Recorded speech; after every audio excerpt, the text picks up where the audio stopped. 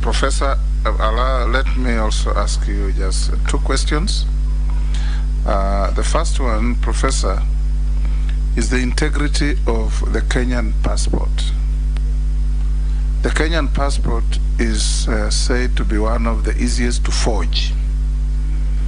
Criminals from our neighbors, our brothers from West Africa, and many others. As foreign minister, I encountered cases where there were nationals of Zambia, Guinea, Nigeria, all these countries, in jails, particularly in Asia, China, Thailand, where narcotic crimes are punished very heavily. And they are profiled and identified there as Kenyans, because they have forged and are carrying Kenyan passports. What are you going to do as minister to enhance the integrity of our passport? Number two, in comparable jurisdictions, getting a passport is a right of every citizen.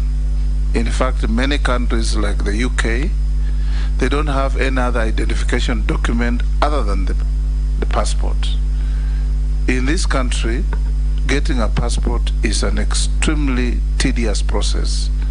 There are people who queue for up to a year, 2 years.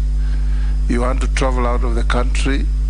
To get an entitlement of a travel document, you have to bring all manner of documents to prove that you are entitled to what you should have. What are you going to do about this?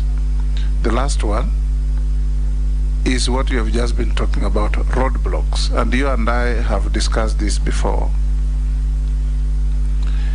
In 2016, I remember calling the then IG. From Eldoret to Bungoma, where I come from, is under 100 kilometers. And on one morning, I drove from Eldoret to Bungoma and I counted 24 roadblocks. 24. Each roadblock is being manned by an average of 4 to 6 police officers. And you could see no crisis that warranted either those numbers at each roadblock or those numbers of roadblocks. I remember President Kagame of Rwanda asking President Kibaki to reduce roadblocks because businessmen from Rwanda were finding it difficult to transact their business by transporting cargo from Mombasa to Rwanda because of the number of roadblocks, which were also toll stations. What are you going to do to eliminate this menace? Thank you. And may I also disclose to the committee that the Honorable nominee is a very close friend to me. We have practiced law together and we research and write some things together.